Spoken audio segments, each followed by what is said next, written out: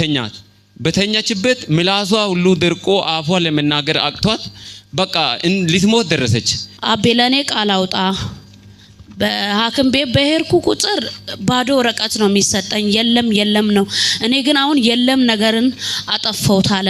ከሰፈር ከግቢ ተሯርጦ ሰው በመጡት ፊት ይህንን ዘይት ከፍቼ በጨመርኩት ወዲያውኑ አፏ ተከፈተ፣ ምላሷ ተንቀሳቀሰ፣ ተነሳች። ለዘው ከበራም ለኢየሱስ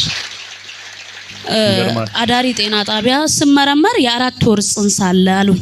የእግዚአብሔር ስም የተባረከ ይሁን።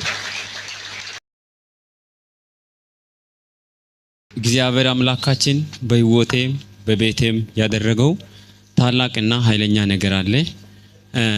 እግዚአብሔር በዚህ ቤት በባሪያው ቆሞ ቃሉን ልኮ ከቤቴ የሞትን አዋጅ ሽሯል።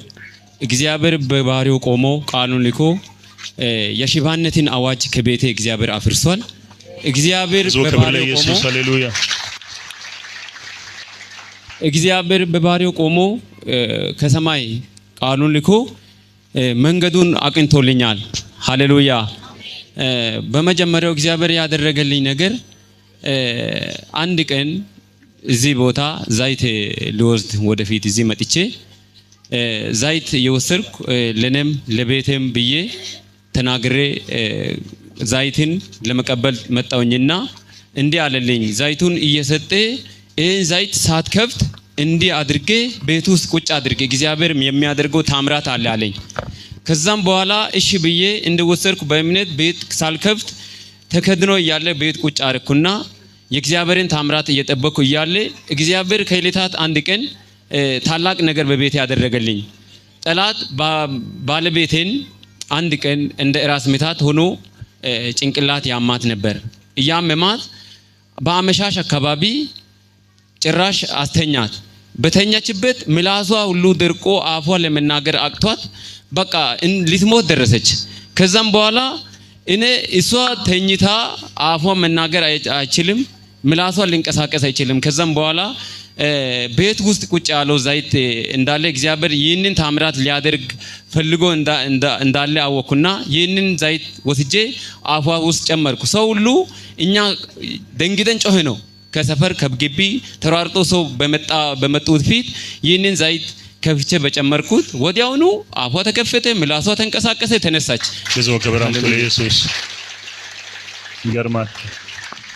ሌላው ደግሞ እዛ ኳስ ሜዳው ጋር ባለው ቸርች አንድ ቀን ልጄ ከትምህርት ቤት በሰላም ተምሮ መጥቶ የጧቱን ሄዶ ተምሮ መጥቶ ግቢ ውስጥ እየተጫወተ አንዱ እግር ጭራሽ መሬቱን አረግጣለ። ከዛን ልጁ መውደቅ ጀመረ፣ አልቆምም አለ። ከዛን ተሸክሜ እኔ ቀደም ብዬ ቸርች ሄድኩና እዛው ያለው ልጆችን ይዘሽ ነይና እዚህ ይጸለዩ ይዘሽ ነይ ብያት ባለቤቴን ነግሪያት መጣው።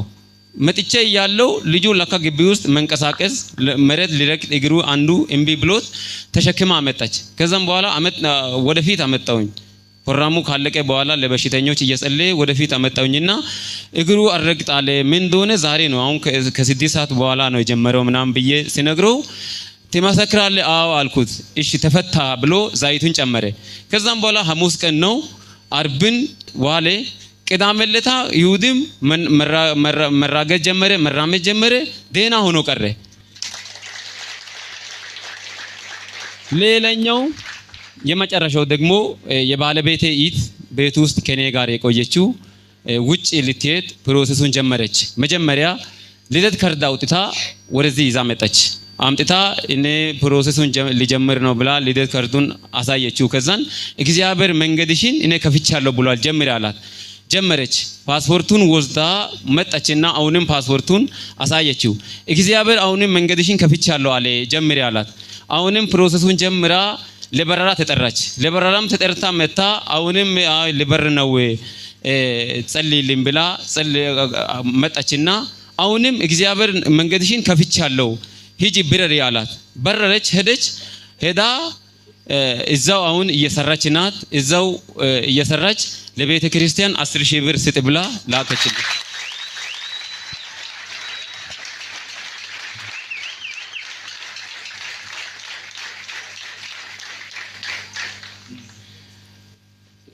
ያው ዛሬ እግዚአብሔር ያደረገልኝ ምስክርነት ይሄ ነው። እሷ ማነች ውጪ ያለችው? ስሟ ማርታ። ለማርታ በክርስቶስ ኢየሱስም ጸልያለሁ። አሜን። ሞት፣ በሽታ፣ አደጋ፣ ክፋት፣ የክፋት ምንጭ ሁሉ ከዙሪያው ይመታ። አሜን። የእግዚአብሔርን ቤት ሰርታለችና የማመልከው ጌታ የጌታችን የማርታን ጉዳይ ሰርቶ ይስጣት። አሜን። በሰው አገር ወዳጅ ዘመድ ወንድም እህት እናት አባት በሌሉበት በባዕዳን ምድር ባይተዋር ሆና ራሷን ትዳሯን ኑሮን ለመለወጥ የታገለች ነውና የጠራኸኝ ጌታ የምናመልክ ጌታ ከዚህ ሰዓትና ጊዜ ጀምሮ ማርታን አስገርማት። አሜን። ክፉ ምን ያልኩሽ ነው አስቀደምኩሽ። አሜን። ይኸው እግዚአብሔር ስም ለዘላለም አመስግኑ። እኔ የሆነልኝ ለ5 አመታት እርግዝና በጣም ያስቸግረኝ ነበር። የመጀመሪያ ልጅ ወልጃለሁ። ከዛ በኋላ በጣም አቅቶኝ ነበር። ብዙ ትችት ነበር። ከዛ አንድ ቀን ኳስ ሜዳ ባለው ቸርች አቤጋ መጣውና አሞኛል አልኩት። አሞኛል ስል ወንበር ላይ ተቀመጠና እኔ በተቀመጥኩበት ቦታ ላይ አንቺ ተቀመጪ አለኝ። እሺ አልኩኝ፣ ተቀመጥኩት። ያን ለታመምኩት መፍትሄ ያገኘሁትና መጣው። ከዛ በኋላ በሁለተኛ ቀን ደግሞ መጥቼ አቤ ለኔ ቃል አውጣልኝ። ሐኪም ቤት በሄድኩ ቁጥር የለም ነው የምሰማው። ለሱ አልነገርኩም፣ ስለ እርግዝና ምናምን አላወራሁለትም። አቤ ለኔ ቃል አውጣ። በሐኪም ቤት በሄድኩ ቁጥር ባዶ ወረቀት ነው የሚሰጠኝ፣ የለም ነው። እኔ ግን አሁን የለም ነገርን አጠፋሁት አለ። እግዚአብሔር ይመስገን። ከዛ በኋላ አላመንኩም። በጣም ሰውነቴም እንትን ስለነበረ እርግዝና የሚቀርልኝ አልመሰለኝም። ሐኪም ቤት እስከ ያኔት ሄጃለሁ። ምርመራ ላይ እስከ ያኔት ሄጄ ምንም በሽታ የለብሽም፣ ግርግዶችሽ ሁሉ ንጹህ ናቸው፣ ግን ለምን እንደዚህ እንደሚሆን አላቅም፣ በመድኃኒት ዝም ብለሽ ታገሺ ነው የተባልኩኝ። ከዛ ለሱ ስለ እርግዝና ነግሬው አይደለም የጸለየልኝ፣ ግን እንዲህ አለ፣ ሐኪም ቤት ዳግም የለም አትባይም አለ። እግዚአብሔር ስም የተባረከ ይሁን። አብሶ ለኢየሱስ ሃሌሉያ።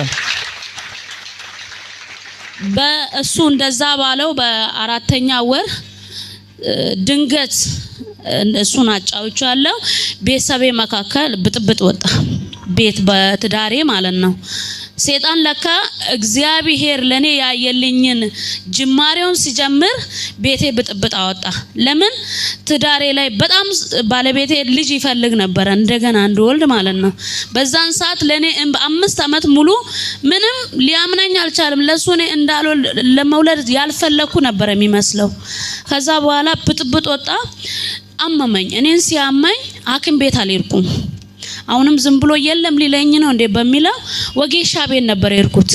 ወጌሻ ቤት ሲሄድ አንቺ ልጅ ተጠንቀቂ፣ የ2 ወር እኮ ጽንስ አለ ሆድሽ ላይ አለች።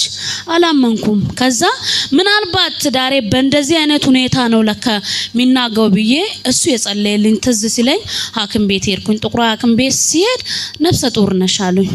ከዛ ደግሞ እንደገና አሁንም በቃ ከዛች ከ2 ወር እርግዝና ጀምሮ ውጊያው ቀጠለ።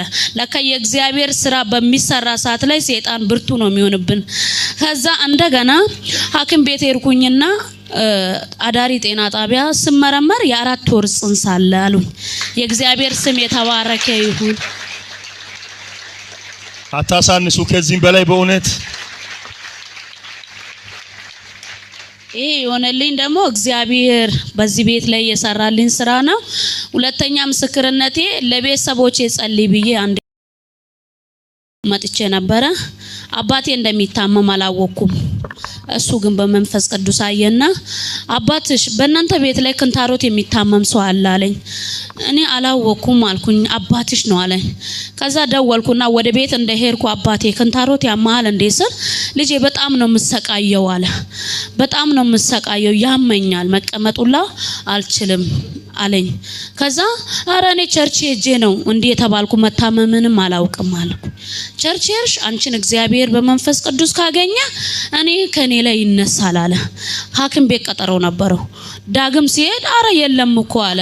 የእግዚአብሔርን ስም እንደገና አክብሮልኝ ከዚህም በላይ በድጋሚ በእውነት ለኢየሱስ ይሁንለት። ያላጨበጨበ ሰው እስቲ ብዙ ፉጨት ይገባዋል። ፉጨት ለኢየሱስ ይገባዋል። ፉጨት ከዚህም በላይ ሃሌሉያ። እና እግዚአብሔር ስም የተባረከ ይሁን። ከዛ በኋላ በምንም የማይገኘውን እግዚአብሔር የራሱን ስጦታ ስለሰጠኝ ስሙን ለዘላለም የተባረከ ይሁን። ይሄ ሁሉ የሆነልኝ ደግሞ እዚህ እሱ በጸለየልኝ ነገር ነው። ዘይት ደግሞ ዘይት የምትወስዱ ሰዎች እውነት የሆነ ዘይት ወስድ ዝም ብሎ ነገር ይመስለኝ ነበር። ዝም ብዬ እሱን ለማግኘት ነበር የምገዛው። ለካ ቤቱ ስር ምንም አይነት ነገር በመሆንሳብ ልጆቼ ይታከማሉ።